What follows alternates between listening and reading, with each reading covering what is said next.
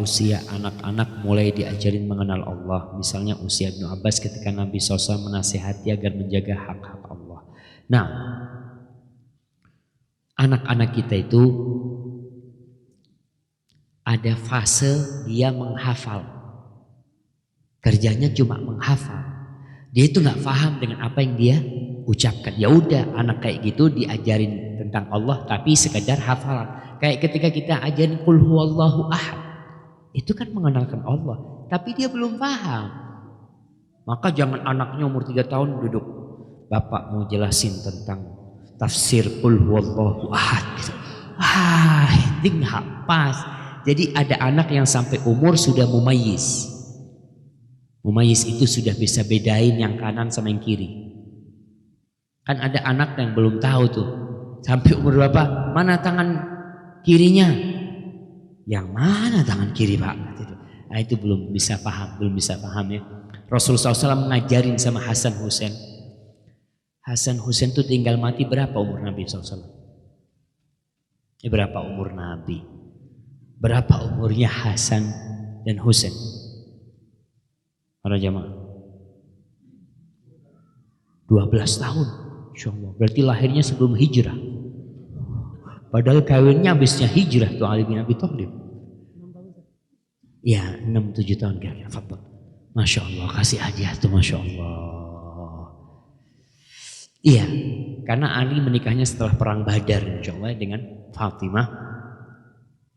Itu ketika ada Hasan Husain ini ambil kurma. Ada kurma jatuh, namanya anak kecil. Kan dia ambil mau dia makannya. Diambil dari mulutnya Rasul, dari mulutnya Hasan. Kata dia, nahnu alul bait, kita alul bait gak boleh makan kurma sedekah. Kata dia. Udah diajarin tuh. Umurnya 6-7 itu udah mulai paham ya. Rata-rata umur 7 tahun biasanya. Maka Rasulullah SAW mengatakan muru auladakum bis shalah li sab'in. Suruh anak kalian sholat mulai umur 7 tahun. Ingat disuruh. Beda dengan diajak. Nyuruh sama diajak tuh beda. Sebelum 7 tahun anaknya diajak. Yuk sholat, enggak Pak mau di rumah. Ya udahlah, biasanya anak-anak kan gitu. Kadang-kala ada waktu-waktu dia mau ke masjid, ada waktu-waktu dia mau main. Ya dia belum 7 tahun ya, belum disuruh. Setelah 7 tahun disuruh. Dan subhanallah kita lihat anak SD masuk, SD umur berapa? Umur 7 tahun. Tapi kadang-kala anak kita SD diajari pelajaran-pelajaran yang dia nggak paham. Apa pelajarannya? Dia sendiri sekedar menghafal kadang-kala ya. Maka tolong tuh mulai 7 tahun ya. Ini penting sekali. Banyak ibu-ibu yang membangunkan anaknya untuk sekolah, tapi kesihan membangunkan anaknya untuk sholat subuh. Ibu-ibu dengerin tuh. Ketika subuh jam 4, Ustaz anaknya masih kecil, umur 7 tahun kata Nabi, bangunin. Kalau kesian Ustaz nanti ngantuk di sekolah kata dia. Nggak apa-apa ngantuk di sekolah. Daripada nanti kita dihisap di hari kiamat, kenapa kok nggak bangunkan anakmu?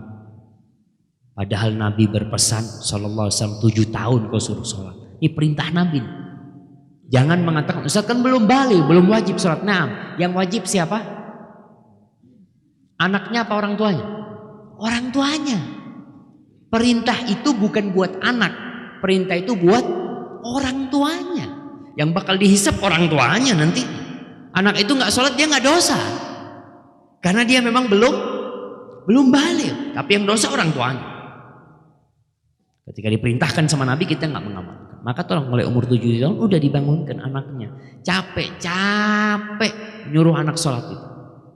Allah Jalla Jalla berfirman wa'mur ahlaka bis-shalah wastabir 'alaiha. Suruh anakmu salat dan sabar. Bangun anak, Allahu Akbar. Kita bangunin anak kita.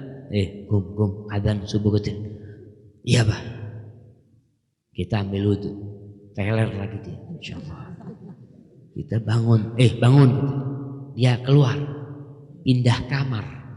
Bapaknya cari, udah bangun ternyata pindah kamar, capek aja.